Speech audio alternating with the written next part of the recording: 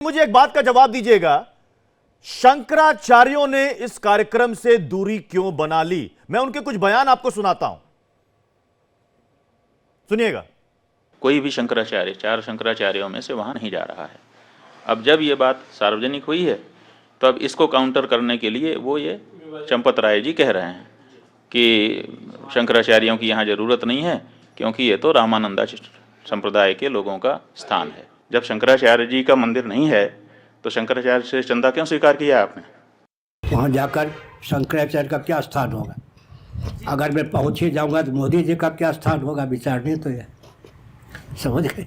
मैं पहुँच जाऊँगा तो मोदी जी का क्या स्थान होगा, या मोदी जी का स्थान होगा तो शंकराचार्य को क्या देंगे? ऐसे ऐसे कर लेंगे और मुझे क्या जरूरत है? जब 22 तारीख को अयोध्या जाएंगे जनवरी, मैंने कह दिया नहीं जाऊँगा, मेरा कार्यक्रम पहले से बना। ठीक है, मैं करिश्मा और पीयूष में आप दोनों के पास आऊंगा, लेकिन उससे पहले मैं बीजेपी पर इससे जवाब चाहता हूं। ये तो अपोजिशन लीडर नहीं है, ये शंकराचार्य हैं। इन्होंने भी आपके इस कार्यक्रम से दूरी बनाई, क्यों? देखिए, हम सभी शंकराचार्य जिन्होंने भी ऐसा स्टेटमेंट दिया है, उनका कोई मैं निरादर नहीं करना चाहता हूं, और उनकी यदि ऐसी भावना है कि वो आना है, नहीं आना है, कैसे आना है, उस पर मैं कोई स्टेटमेंट भी देना नहीं चाहता।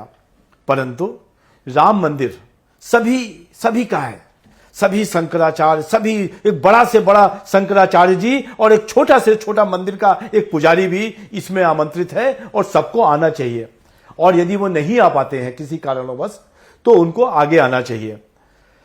किसका इनविटेशन है, कौन आ रहा है, कौन नहीं आ रहा है, जब तक ये मंदिर का निर्माण नहीं हो जाता है, बहुत सारी आपको इस तरीके मतलब आप ये कह रहे हैं कि शंकराचार्य के नहीं आने का जो भी कारण हो, आप इस पर कोई टिप्पणी या बयान नहीं देना चाहते। मैं नाजिम भाई आपके पास आऊंगा, लेकिन काफी देर से अयोध्या में हमारे दो सहयोगी हमारा इंतजार कर रहे हैं। मैं पीयूष आपके पास आ रहा हूं, आपके पीछे हमें कई संत दिख रहे हैं।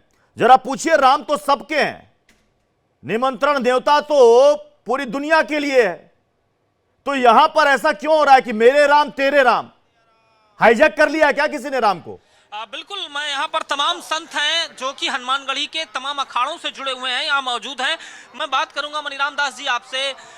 राम तो सबके हैं, तो जब निमंत्रण दिया जा रहा है तो उसके बाद लोग आने से इनकार क्यों कर रहे हैं? नहीं, जिसको निमंत्रण मिल रहा है बिल्कुल आना चाहिए। अयोध्या भगवान राम की नगरी है, सबका यहाँ स्वागत है, सम्मान है और सबको आना चाहिए। मना करने की कोई बात नहीं। अगर निमंत्रण मिलता है सबको आना चाहिए। किसी भी निमंत्रण मिल रहा है फिर भी तमाम लोग इस पर राजनीतिक रोटी सेकने की कोशिश कर रहे हैं। तमाम दलों की तरफ से तमाम चीजें कही जा रही कि एक तो एक दल विशेष का कार्यक्रम है, लेकिन ये तो रामलला का कार्यक्रम है। यही सर आवत अति कठिनाई, राम कृपा बिन आई न जाई। जिनके ऊपर भगवान की कृपा नहीं होगी वो नहीं आ सकते हैं।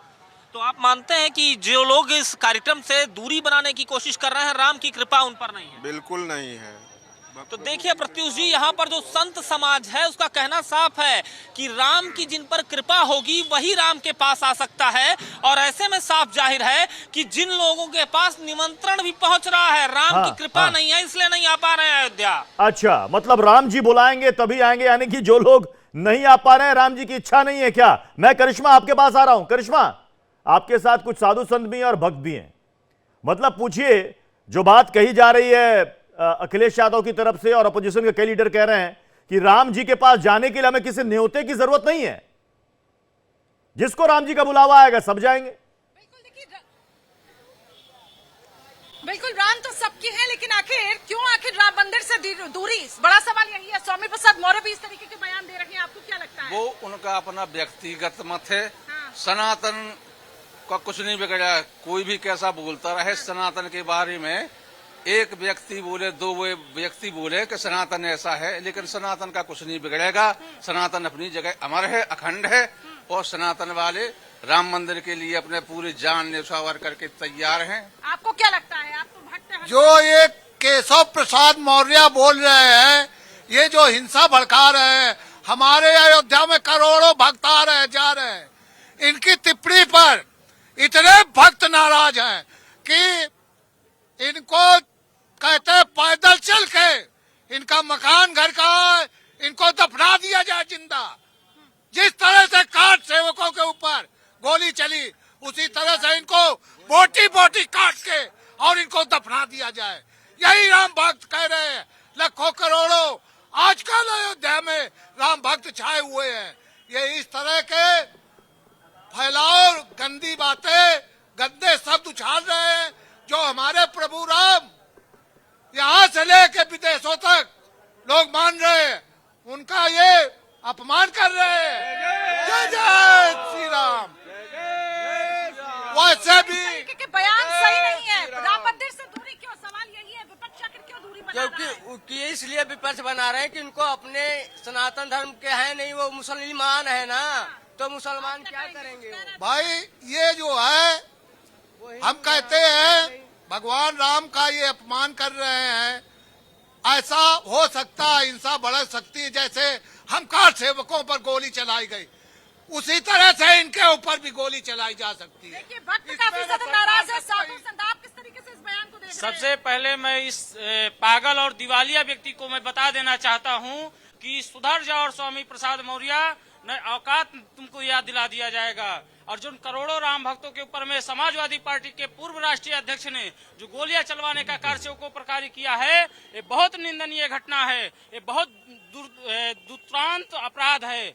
इसके खिलाफ में हम कह रहे हैं कि इनके एनएसए के कार्रवाई करते हुए स्वामी प्रसाद मौर्य के ऊपर में कार्रवाई करना चाहिए और इसको तत्काल प्रभाव से करिश्मा पीयूष